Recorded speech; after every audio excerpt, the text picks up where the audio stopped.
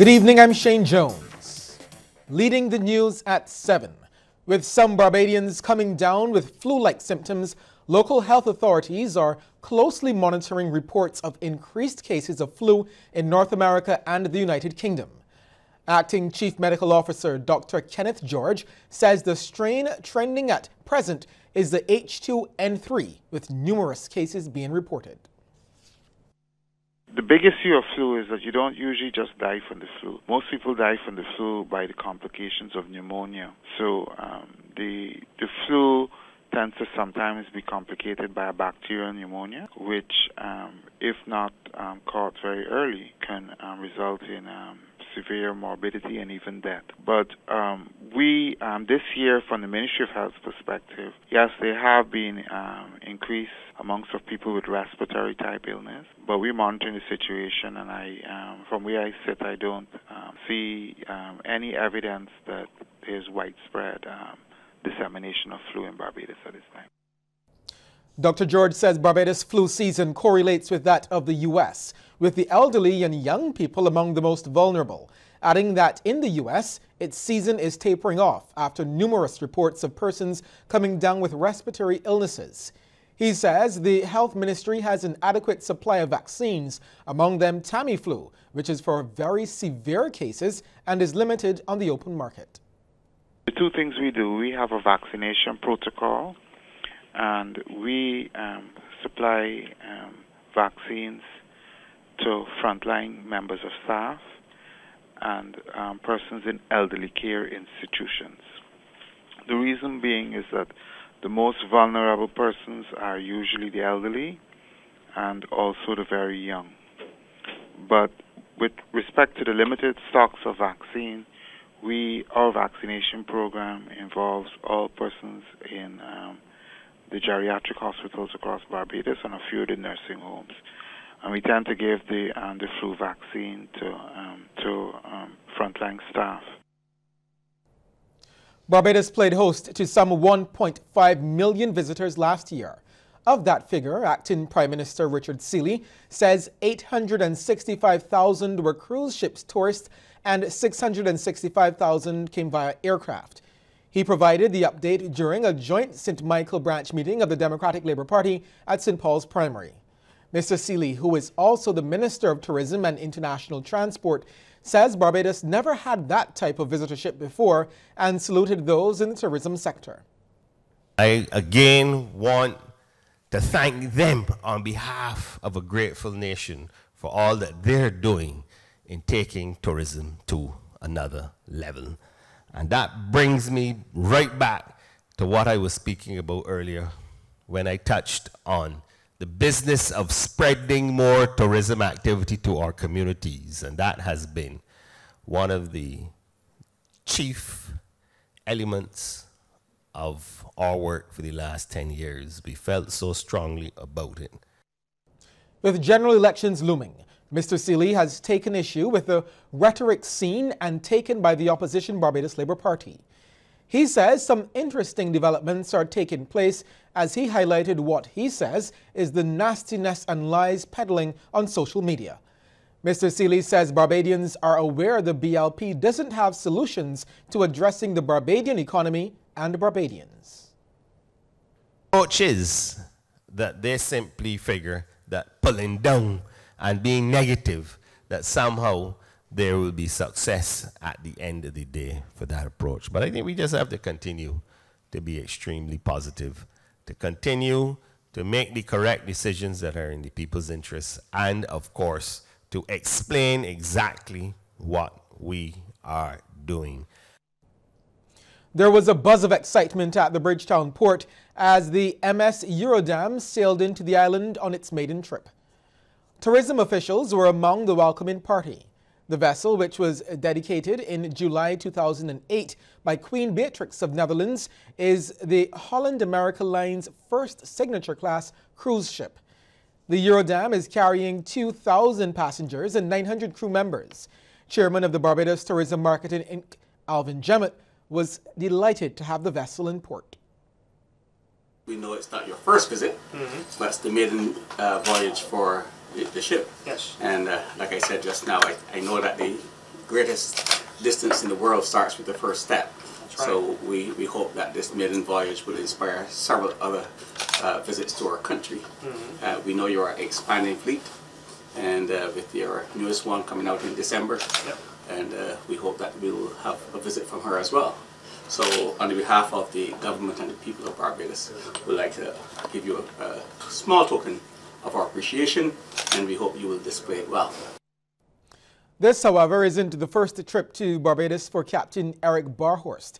He is looking forward to more calls in Bridgetown in the future. Holland America Line has been in existence for 145 years this year. Turned into a cruise company in the 1950s after the decline of the ocean liners. And since then we've been visiting all the beautiful islands in the Caribbean, including Barbados. And I hope we have many more calls in the future with our newest ship, but also with this one, Eurodam. Barbados has a higher than acceptable rate of recidivism, and Attorney General and Minister of Home Affairs Adriel Brathwaite would like to see it reduced. Part of the problem, according to him, is that too many boys are falling through the cracks. He says the values today are completely different. We do have issues. We do have some serious challenges in terms of our young people. But we cannot give up. We have to have a vision. We have to work out where the challenges are. We need to go into the families. I keep on saying that in fact, that in most cases, they're not at-risk young men. They're at-risk families. We need to go into the families. Part of the challenges is that if you come into the schoolyard, for example, most of the primary schools you go to, they are clean. The children are taught not to drop things outside, etc., etc. As soon as they go to the door out to the school, they change back into the other person because of their surroundings. And being poor does not excuse you for the kind of behavior that we're seeing. The appropriations bill, after lengthy debate in the lower house, is now before the Senate. Deputy Leader of Government Business in the Senate, Senator Dr. Esther Bayasuku, who introduced the bill, defended the estimates, saying it is more than just tables and figures. She suggests the Barbados Labour Party doesn't understand the estimates nor the vision the Frundle-Stewart-led administration has for the island. These estimates and the debate that we will have over the next few days is about allowing us to refocus our vision. As I said, we have the Barbados Sustainable Recovery Plan that will go hand in hand with our work for the next year and beyond. There are a lot of positives, Madam President, and I will speak to those as well. There are a lot of positives, and there is a way forward. But we have to drown out the boos that are coming from the bleachers. Senator Bayasuku says the gains made by the government must be built on. We have to continue to reduce the fiscal imbalance. And, Madam President, we have to continue to reduce the debt to GDP. That is, of course, important. And we want to ensure that there's greater confidence, that our private sector, for example, has greater confidence in how we are doing business, greater confidence in how we're managing our money, Madam President, so that they can invest and then create more jobs, be more productive, produce more, Madam President, and see our economy grow. That is what we want to encourage. We want to see greater inflows. Senator Bayasuku says the Barbados Sustainable Recovery Plan is about Team Barbados and everyone should be on board. She reiterates that the plan moves to deal with the current challenges. This plan, of course, builds on the economic sustainability and recovery plan that was articulated in the last budget. But, Madam President, I'm very excited about this sustainable recovery plan because, as I mentioned before, this is our social partners coming to work together, Madam President. We have seen, for example, in the 90s when our social partners came together and together charted a way forward. Meanwhile, Opposition Senator Dr. Jerome Walcott believes the $450 million Credit Suisse loan accessed by government is more of a drain on the Barbados foreign reserves than repayment of the loan for the Dodds prison accessed under his party's administration.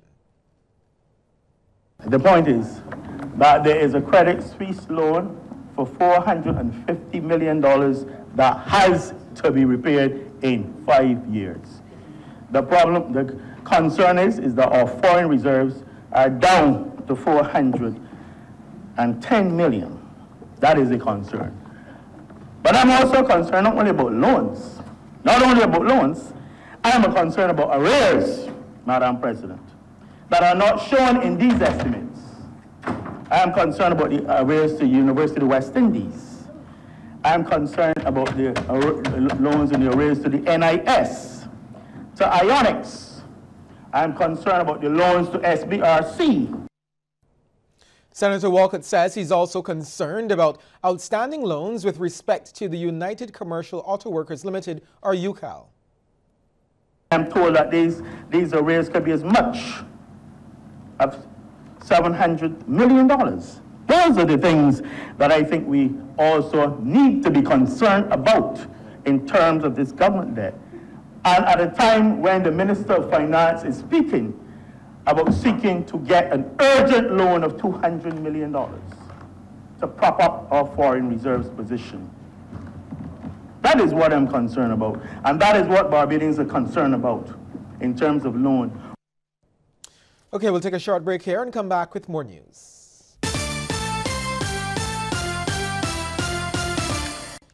A 34-year-old St. Michael man was shot and killed last night while walking along a track with his girlfriend. He's Adrian Rommel Griffith of Bellevue, Waterford, St. Michael. Police say a man approached Griffith and shot him multiple times before fleeing the scene around 11:30. His girlfriend, who was not hurt, ran screaming for help. Griffith subsequently succumbed to his injuries at the scene. The police are asking anyone who can provide any information to assist with the investigation to contact the District A police station at 430-7242, police emergency at telephone number 211, or Crime Stoppers at 1-800-TIPS. Barbados' decision to keep the death penalty on the law books has come under scrutiny by the head of the European Union in Barbados. Ambassador Daniela Tramachere says the EU believes capital punishment is inhumane and unnecessary. With no scientific evidence to suggest that the death penalty deters crime more effectively than other forms of punishment, its abolition is one of the EU's top priorities. A miscarriage of justice could lead to the intentional killing of an innocent person. How can we value this cost to human beings? And let us face it, in Barbados and in the Eastern Caribbean, most of the countries, and I'm glad to hear that, have not carried out executions for over 2 decades. So in essence, there is a moratorium that exists de facto on the death penalty. So now the point is, why not just abolish the practice altogether? A rural community on the East Coast should be earmarked as the next major area for development of community tourism on the island. Democratic Labour Party's Deputy General Secretary, Senator Andre Worrell, says Bathsheba has been identified as one which has been badly underutilized as a hub for tourists. He says for years, community leaders have been keen to see the area transformed into a nighttime tourist spot, much like the popular Oistins Bay Garden. Bathsheba has its own tourism product in terms of it attracts the surfers. So you don't have any problems in terms of getting surfers coming to Barbados, staying within many of the chattel houses in Bathsheba and the beach houses in Bathsheba. But can that tourism product be enhanced and developed more? Why is it that we cannot have Bathsheba rivaling Oistins as the place to be on Friday nights and weekends, where you can go and get a grilled fish, fried fish, and the best cuisine in Barbados? Speaking during the weekly Astor B. Watts Lunchtime Lecture Series, Senator Worrell indicated that the time has come for Bathsheba to move beyond the bars which currently dot the area. Up to this day in Bathsheba, if you run out of gas at the top of Horse Hill and you end up in Bathsheba, there's no way you can go to refill your gas unless you get to Belle Plaine. You would need to have it an area that is well lit, that visitors will feel safe being in those areas at night. And you would also, the residents as well will feel safe being in those areas and coming outside to have activities. There are insufficient opportunities in Barbados for people with intellectual disabilities to join the workforce. That's according to Shara Zoe of Special Olympics Barbados, who says this is due largely in part to several misconceptions of what such people are capable of doing. Ms. Zoe says through a program funded by the European Union, intellectually challenged people are taught life skills and exposed to vocational training. Special Olympics Barbados has therefore embarked on a campaign to raise awareness of the challenges the intellectually disabled face. As a part of the public awareness campaign, a research project surveyed beliefs and attitudes about the intellectually disabled in Barbados. This revealed some critical findings. The study found that there are disturbingly very few employment opportunities for persons with intellectual disabilities in Barbados. There are several misconceptions about the abilities of persons with intellectual disabilities, and less than half of the people interviewed, 294 people, believe that there is a place for people with intellectual disabilities in the workforce. As such, the aim of the public awareness campaign is to change the attitudes and perceptions of the Barbadian public regarding persons with intellectual disabilities. MP for Christchurch West Central, Stephen Lashley, spread the love with his constituents yesterday as they celebrated Valentine's Day together in fine style with a luncheon at the Yaman Bay Hotel in Hastings. Constituents came out in their numbers to eat, drink and enjoy, even though belatedly, the love that surrounds Valentine's. Mr. Lashley told his constituents that the luncheon was just one of the many rewards for their continuous involvement of improving their communities. I remain encouraged by your support, and I want to say that yet on another Valentine's luncheon, of course Valentine's Day has gone, but the spirit of Valentine continued. And therefore, while we are having our luncheon at a later stage than we would normally have, I believe that you agree with me that the spirit of Valentine, the spirit of love, continues to be a part of us. I want to wish all of you God's blessing. I want to encourage you to remain strong, to remain firm, to remain committed to the ideals of the Democratic Labour Party. Mr. Lashley told the residents of Christchurch West Central that the Democratic Labour Party has done a tremendous amount of work in the country. We can achieve great things in Barbados. We can achieve even more than we have achieved. You need to be a part of that movement in taking Barbados to the next level of achievement. I remain a very proud Barbadian, and I hope that you too as well. There's one person in Barbados who is not proud to be Barbadian, and I hope you remember that in the weeks and days ahead. I hope that you will always be proud and always come and be a part of what is required to build Barbados and to make it stronger and better than ever before. We'll take a look at stories making headlines across the region after the break.